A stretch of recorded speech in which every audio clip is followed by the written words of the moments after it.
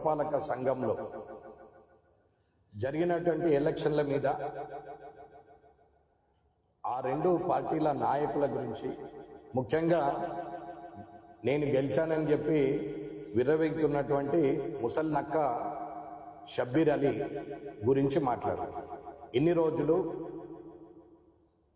షబ్బీర్ అలీ వయసు 70 సంవత్సరాల పైబడి ఉంటాడు, పెద్దోడు కదా, పోనీ ఎందుకులే అసందర్భ ప్రలాపనలు, అనవసరమైన భాషా ప్రయోగము చేయడము అవసరం లేదు అనుకొని ఇప్పటి వరకు ఆయనకు మర్యాద ఇస్తూ ఆగింది. కానీ ముడ్ల మిరపకాయ పెట్టినట్టు ప్రతి నిమిషం గెలుపుతాబోతున్నాడు. మరి బాగా గులగుల ఉన్నట్టున్నది, ఆ గుల మొత్తం తీర్చేదాకా చూస్తాడు. వాస్తవంగా మర్యాదగా మాట్లాడడం, రాజకీయాల్లో మార్పు కోరుతూ పద్ధతిగా ఉంటూ 10 మందికి ఆదర్శంగా ఉండాలి, సింప్లిసిటీగా ఉంటే అది రేపటికి శుభసూచకంగా ఉంటుంది, రాబోయే తరానికి మార్గదర్శకంగా ఉంటుంది అని చెప్పి ఆలోచించి, కానీ మహానుభావునికి అర్థం కావట్లే. ఒక మాట మాట్లాడే ముందర ఎదుటి వాళ్ళు కూడా మాట్లాడితే ఎలా ఉంటుంది అనేది వాళ్ళ రుచి చూస్తాడు. సరే, ఆయన వెనకాల కొత్త బక్రాలు ఉంటారు, పాత బక్రాలు, ముసలి బక్రాలు అన్నీ అయిపోయినాయి, కొత్త బక్రాలు కొందరు ఉంటారు. ఈ కొత్త మేకలు మళ్ళీ కట్టుకునే నమ్మినట్టు పాపం వాళ్ళకి తెలియదు, వాళ్ళ గతం తెలియదు. ఎందుకంటే నేను కూడా అందులో ఒక బక్రాగా ఉండి వచ్చినండి, నేనేం కొత్తగా వచ్చినా అని చెప్పట్లేదు. ఆయన చేసినటువంటి కథలు 1989 కన్నా ముందు నుంచి మొదలు పెడితే మాట్లాడచ్చు. వాళ్ళ అమ్మ పక్క శిల్పులకు మంత్రం వేసేటువంటి వ్యక్తి షబ్బీర్ అలీ అమ్మ. ఇదేం పెద్ద నవాబ్ ఖాందాన్ కాదు, ఉన్న ఖాందాన్. ఓ కోట్ వేసుకొని దాని మీద పువ్వు పెట్టుకొని ఒకటి ఖర్చు పిల్ల పెట్టుకొని తిరుగుతే నవాబుల ఖాందాన్ అనుకుంటున్నాడు. కానీ వాళ్ళ తల్లి, ఆ అమ్మ మంచిది. ఎందుకంటే మా ఇంటికి, మా అక్క పిల్లలకి పక్క చెల్పులకు మంత్రమే నీకు వస్తుండే. వాళ్ళ నాన్న మా నాన్న దగ్గరికి వస్తుండే. మాచారెడ్డి మనుషుడు. ఈయన దొంగ కట్టే దొంగసార అమ్ముకుంటా బతికినోడు. ఇయ్యలకి ఫారెస్ట్ ఆఫీస్లో కేసు. ఈ రోజుకు ఫారెస్ట్ ఆఫీస్లో ఇంకా కేసులు అట్లనే ఉన్నాయి. ఈయన దొంగసార, దొంగ కట్టే అమ్ముకుంటూ బతికినటువంటి వ్యక్తి ఏదో దేమరాజరెడ్డి గారికి చేతగాక, అంటే మా నాన్నకి చేతగాక నమ్మి దగ్గరికి తీస్తే, బట్టుపోచయ్య గారని హనుమాన్ వ్యాయామశాలకు పెద్ద మనిషి ఉండే, చాలా పెద్ద ఆయన, పాపము మా నాన్నగారితో శిష్యరికం చేస్తూ అప్పుడు ఉన్నటువంటి రాజకీయంలో యాక్టివ్ ఉంటే ఆయనతో పాటు ఈయన రాజకీయంలోకి వచ్చాడు. బట్టుపోచయ్య గారు చూపించినటువంటి మార్గం. ఆ తర్వాత 1989కి ముందు యూసుఫ్ అలీ చేతిలో, మన రాజిరెడ్డి గారి చేతిలో, మాచారెడ్డిలో ఎంపీపీకి ఓడిపోయినటువంటి వ్యక్తి. తర్వాత చెన్నారెడ్డి గారు పుణ్యమాని, మా నాన్నగారి నిర్ణయం తప్పై ఆయన వెళ్ళాల్సిన జాగాలో ఈయన వెళ్ళాడు. ఈయన వెళ్ళి, షబ్బీర్ అలీ వెళ్ళి 89లో చెన్నారెడ్డి గారి ప్రభంజనంలో గెలిచినటువంటి వ్యక్తి.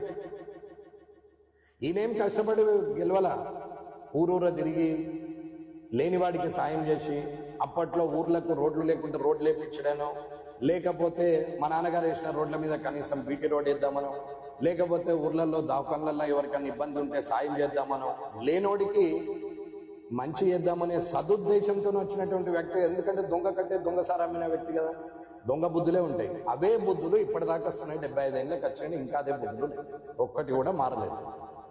సరే, ఇది అంత ఎందుకు చెప్తున్నా అంటే ప్రజలకు అందరికి అర్థం కావాలా, నేను చెప్పేది కూడా అర్థం కావాలి. ఇది ఆయన గత చరిత్ర. 89లో గెలిచిన మరుక్షణం ఎమ్మెల్యేగా అయినాక ఏదో పోనీలే ఒక మైనార్టీ ఉన్నాడని చెప్పి అప్పుడు ఉన్నటువంటి మైనార్టీ లాల్జాన్ భాషను పక్కన పెట్టి ఈయనకు మంత్రి పదవి ఇచ్చారు. ఈయన వయసు 32 ఏళ్ళు. ఈయన అప్పుడే దేశాభిడిని కాంటేశ్వర గారు గుంజేసుకొని ఆ కాంటేశ్వర గారిలో కాన్వాయ్లో ఉండు 32 ఏళ్ళ వయసులో. వీడియోలు ఉన్నాయి, ఫోటోలు ఉన్నాయి, అంతా పేపర్లలో ఉన్నది. అప్పటి ప్రెస్ వాళ్ళకు అందరికీ తెలుసు. అప్పుడున్న ప్రెస్ వాళ్ళకు వాళ్ళ పేర్లు అవసరం లేదు, ఆ సందర్భం ఇప్పుడు, కానీ వారికి అందరికీ తెలుసు. 89 నుంచి 94కు వచ్చేసరికి ఆస్తులు ఎక్కడి, దొంగ కట్టే దొంగసార అమ్మిన నీకు ఆస్తులు ఎక్కడి. తర్వాత ఇక నీకు ప్రజలు 9 సార్లు పార్టీనికి అవకాశం ఇచ్చారు. 9 సార్లు ఇస్తే 89లో 94లో 2004లో తప్ప 89 2004లో తప్ప ఎన్నడూ గెలిచిన పాపన పోలేదు. Election is equal to expenditure అంటారు, కానీ ఈయనకు election is the collection. Election వస్తే డబ్బులు జమ అయితే ఈయన దగ్గర మిగిలిపోతాయి. ఎలక్షన్లో పోటీ చేస్తే ప్లాట్లం కొట్టోళ్ళు ఉన్నారు, అవసర పాలై కనుమరుగైన వాళ్ళు ఉన్నారు. కానీ ఈయన ఎదుగుతూనే ఉన్నాడు. 5 అంతస్తుల బిల్డింగ్ అపార్ట్మెంట్ కట్టిండు వితౌట్ డీవియేషన్. అసలు పర్మిషన్ లేదు, దానికి ఏమీ లేదు. దాని చుట్టూరా 5 ఫ్లోర్లు పోతే కనీసం ఫైర్ ఇంజన్ తిరిగే పరిస్థితి లేదు. వీడొక నాయకుడు, వీనికి ఒక కుక్కలు మళ్ళీ ఎన్నుకోరండి. ఇది పరిస్థితి. ఈ దొర నవాబు రజాకర్ అనుకుంటున్నాడు, ఫకీరేషం వేసుకుంటాడు. కులం ఫీలింగ్ లేదు నాకు, మతం ఫీలింగ్ అసలే లేదు. మైనార్టీలకు నేను చెప్తున్నా, ఈడు మైనార్టీ అని చెప్పి మీరు మైనార్టీలంతా ఆయనకు సపోర్ట్ చేసుకుంటూ తిరిగినన్ని రోజులు మీరు బాగుపడరు. ఇది నిజం. ఏ ఒక్క మైనార్టీకి ఎన్నడూ రూపాయి చేసినోడు కాదు, ఇది నిజం. మైనార్టీల పేరు మీద ఎంత దొబ్బిపోయిందో నెక్స్ట్ ఎపిసోడ్లో చెప్తా. ఎందుకంటే ఈ ఎపిసోడ్లో వాడు మాట్లాడాలి కాబట్టి మాట్లాడిన మరుక్షణం నేనేం మాట్లాడాలో నాకు చెప్తాను. ఇది నిజం. ఇకపోతే 89లో ఓడిపోతే గెలిస్తే 94లో ఓడిపోయింది యూసుఫ్ అలీ చౌదరి. 99లో ఓడిపోతుంది. 89లో గెలిస్తేవి, 94లో గోవర్ధన్ మీద ఓడిపోతుంది, 99లో యూసుఫ్ అలీ మీద ఓడిపోతుంది, 2004లో రాజశేఖర రెడ్డి పుణ్యమాని ఆ దోతి గోషుల్లో సంఖ నాటుకుంటా నువ్వు గెలిస్తే. నేను నీతోనే ఉన్నా, నేను నీ ఎంబడినే తిరిగిన. ఆ బక్రాలలో నేనొక్కటి. నన్నెంత గీకినావు, నన్నెంత గోకినావు, నన్నెంత రాకినావు నాకు తెలుసు. నీతో గోకించుకున్న ప్రతి ఒక్కరికి తెలుస్తుంది ఎవరిని ఎంత గోకినావు. నీ గీకుడు గోకుడు తప్ప ఎవరికి పెట్టుడు అనే ఆలోచన నీకు లేనే లేదు. ఉంటే నీకు ఆస్తులు జమ కావు. ఇదే నీ దర్శనం, ఇంకోటి అవసరం లేదు. ఇకపోతే 2004 నుంచి 2009 దాకా ఇన్ఛార్జ్ మంత్రి హైదరాబాద్ టెర్రరిస్టులు ఇంటికి పోతుంది, ఆయనకి మద్దతు తెలిపేస్తుంది. మళ్ళీ ఇడికి వచ్చి నేను షబ్బీర్ అలీ, షబ్బీర్ అంటే కామారెడ్డి, కామారెడ్డి అంటే షబ్బీర్. నీకు హిందీ ఒక్కటి తప్ప నీకు తెలుగు చక్కగా రాదు, ఇంగ్లీష్ అయితే ఆయన రాదు.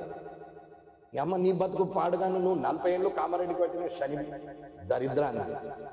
కామారెడ్డి దరిద్రం పోయిందేమో అని అనుకున్నావు, కానీ నిమ్మకి నీరెత్తినాడు గోవర్ధన్ నిద్రపోడుకు నువ్వు మళ్ళా గెలిచే అవకాశం వస్తుందేమో అనుకున్నా. కానీ నేను వచ్చిన కాబట్టి ఎల్లారెడ్డిలో పొడి చేయాల్సిన నేను కామారెడ్డికి వచ్చి నిన్ను ఖతం చేద్దామని వచ్చినా నేను ఖతం కూడా చేసిన. నీకు అది అర్థమవుతుంది. నీకు కామారెడ్డిలో ఇస్తే 7 సార్లు ఓడగొట్టాడు. 7 సార్లకు 2 సార్లు గెలిపించి 5 సార్లు ఓడగొట్టాడు. ఎల్లారెడ్డి పోతే ముడ్డి మీద దాన్ని వెళ్ళగొట్టాడు. నిజామాబాద్ పోతే చెప్పుటోని కొట్టి వెళ్ళగొట్టాడు. అసలు నీకు సిగ్గే లేకపోయా రాజకీయంలో ఇజ్జత్ లేనోడివి నా గురించి మాట్లాడు. ఛాలెంజ్ చేస్తున్నా నీతోని. ఎమ్మెల్సీది కేసీఆర్ గారా, కేటీఆర్ గారా, కవిత గారా, ఎవరు డబ్బులు ఇచ్చారో, నువ్వు ఎవడి పేరు ఎత్తుకున్నావో, నీ పార్టీలోనే ఉన్నాడు ఇప్పుడు రంజిత్ రెడ్డి, అప్పుడు టీఆర్ఎస్ ఉండే. రా పోదాం, మాట్లాడదాం, నీ ఈద్గా మీద కూర్చుందాం, నీ దర్గాలో కూర్చుంటాం, నీ మసీద్లో కూర్చుంటాం, నా కుటుంబాన్ని తీసుకొని వస్తా. నీకు దమ్ము ధైర్యం ఉంటే నువ్వు కూడా నీ భార్య పిల్లల్ని తీసుకొని రా. దొంగల ఫ్యామిలీ, నీ భార్య పిల్లల్ని తీసుకొని రా అంటున్నా. నేను వస్తా. ఎవడు ఏ నా కొడుకు నాకు డబ్బులు ఇచ్చిండు ఎమ్మెల్సీగా విడ్రా అయితే ఆ నా కొడుకు కూడా నేను చూస్తాను. నేను ఇప్పుడు ఎప్పుడు మాట్లాడలా, నేను ఎప్పుడు ఇట్లా మాట్లాడలా. కానీ నా అమాయకత్వం అనుకుంటున్నాను, నా చాతగానితనం అనుకుంటున్నాను, నా సింప్లిసిటీని నా కైండ్నెస్ని వీక్నెస్ అనుకుంటున్నాను. నేను సింపుల్గా తిరిగితే లీడర్గా కనపడట్లా. మర్యాదగా మాట్లాడి భాషా ప్రయోగం చేయొద్దు, అసందర్భ ప్రలాపనలు చేయొద్దు అని యువతరానికి ఆదర్శంగా ఉండాలని నేను ఆలోచిస్తే జనంలో నా చాతగానితనం అని నిన్న ఒకటి రాస్తాడు. ఆ డోడోగాని ఈగోనట. ఈగో ఎక్కడన్నా? అసలు ఈగో అంటే నీకు తెలుసా?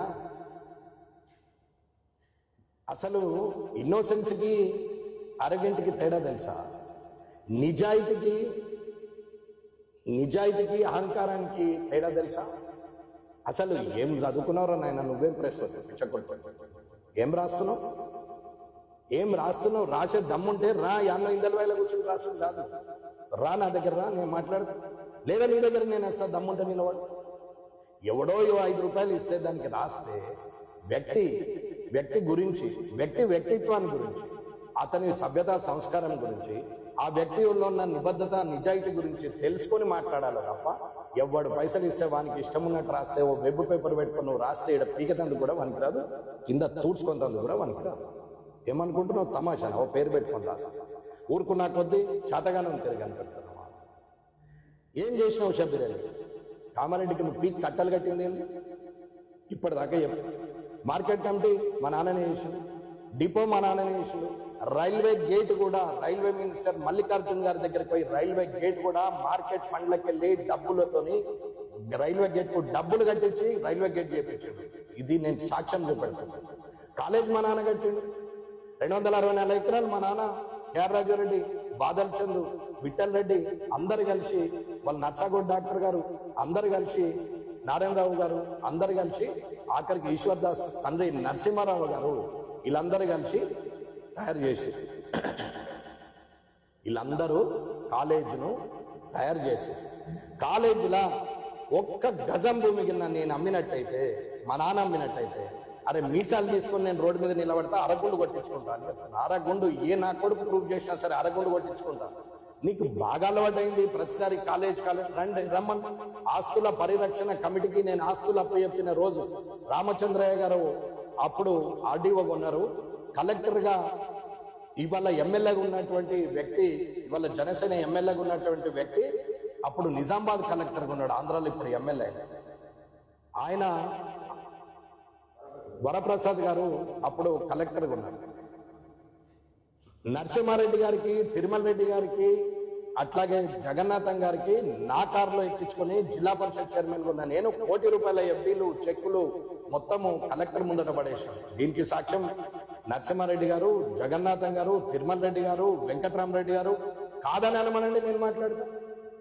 ఆనాడు కళ్ళు కనపల్లా? ఏ ఒక్క గజం పోయిందా? ఎవరికి ఇచ్చారు? ఆరోరా కాలేజీ అని మాట్లాడుతున్నారు. ఎవరికి దోస్త ఆరోరా కాలేజ్? ఎవడు దాన్ని ఎన్నుకున్నాడు? ఎవడు ఈ ధర్నాలు చేయించాడు? నువ్వు కాదా? ఊరుకున్నా కొద్ది దేవరాజ్ రెడ్డి అనుకుంటున్నావు? ఊరుకున్నా కొద్ది నువ్వు మాట్లాడాడు. మా నాన్నగారు ఏంటంటే పోనీలేం ఊరుకుని అనుకున్నాడు, కానీ నేను నీ మొత్తం కొవ్వంత కరిగిస్తా అనుకుంటున్నాను. తమాషా? నీ ఇష్టం ఉన్నట్టు మాట. ప్రజలకు నువ్వు ఇచ్చిన కౌంటర్కు నేను సమాధానం ఇవ్వకుండా 2 సంవత్సరాలుగా మౌనంగా ఉంటే నేనేమన్నా చాతగానే ఉన్నా అనుకుంటున్నారా? ప్రజలకు చాతగానితనం చూపెడుతున్నా అనుకుంటున్నా. ఏమనుకుంటున్నావు? మొన్న ఒకడు ఫ్యూజన్ కంపెనీ దగ్గర పబ్లిక్ ఒపీనియన్ తీసుకుంటే ఒకడు వచ్చి నానా దుర్భాషలు మాట్లాడి నా గురించి. అని చీరుడు 2 నిమిషాలు, వాడిని చీరుడు 2 నిమిషాలు అంటున్నా. నేను ఇన్న ఒక్కసారి నా గీత దాటి నేను ఒక్క పిలిపిస్తే ఈపులు సున్నము ఇళ్ళల్లో అయితే బయట రోడ్. ఎందుకంటే మారతారులే, వీడు ఎగేస్తాడు, ఈ పిచ్చోడు చెప్పినా కొద్ది మాట్లాడతారు, వాళ్ళకి తెలియనితనము, కొత్త మేకలు ఈడు పోసినాక అర్థమవుతుంది వాళ్ళకు కానీ అనుకొని నేను ఊరుకున్నాను. అది చాతగంతనం కాదు. నువ్వేం చేసి ఏమి ఇచ్చినావు? ఎమ్మెల్సీ అని ఇచ్చినావు. నేను అల్లం నమ్ముతా, నడుపోదాం. నీకు ధైర్యం ఉంటారా? పచ్చి బట్టలతో అసలు నువ్వు రా, నువ్వు నీ ధైర్యం చూస్తావు. నువ్వు రా, ఈదిగా ఎక్కువ, మా మసీద్ ఎక్కువ రా, నీతో ఏమవుతుందో నేను మాట్లాడచ్చు. తీసుకున్నాడని ప్రూఫ్ చేయి. కేసీఆర్ దగ్గరికి పోదాం, నాడు ఫామ్ హౌస్లో ఉన్నాడు, మంచిగా ఫ్రీగా ఉన్నాడు. కేటీఆర్ దగ్గరికి పోతాం, ఏం పని లేక కోరుతున్నాడు, పోదాంపా. కవిత దగ్గరికి పోదాం, దిక్కులేక తిరుగుతున్నది, పోదాంపా, మాట్లాడదాం. నేను వస్తా, నేను నిజాయితీ పడి నియతున్నానికి ధైర్యం ఎక్క, నువ్వు భయమా? నీకు భయం ఎక్క? నీకేం ఎక్కడుంది రీతి? నువ్వు మనిషివా? కామారెడ్డి పట్టిన శని ఎన్ని సంవత్సరాలు అవుతున్నది? ఏం చేసినావు చెప్పన్నా? అంగూరు తోటను కబ్జా చేసినావు. కేఆర్ రాజారెడ్డి గారి 100 ఎకరాలు ఉన్న దగ్గర కొండపురం రాజా అనే వ్యక్తిని పెట్టి నయీం అనే నీ తమ్ముడు వాళ్ళ గుంజుకున్నాడు. కేఆర్ మురళీధర్ రెడ్డి అని కేఆర్ రాజారెడ్డి మనమడు ఉంటే అతని ఫంక్షన్ హాల్ గర్గూడ్ రోడ్ల కాశరామ్ అని గండిపేటను పెట్టి దాన్ని గులగొట్టి దాన్ని కబ్జా పెట్టారు. ఇవాళ కేఆర్ రాజారెడ్డి గారి గోడాంలు ఉంటే ఆర్డీఓ పాస్బుక్లు ఇయ్యనీయకుండా ఆపి, ఆర్డీఓతోని మాట్లాడి ఆపి 1500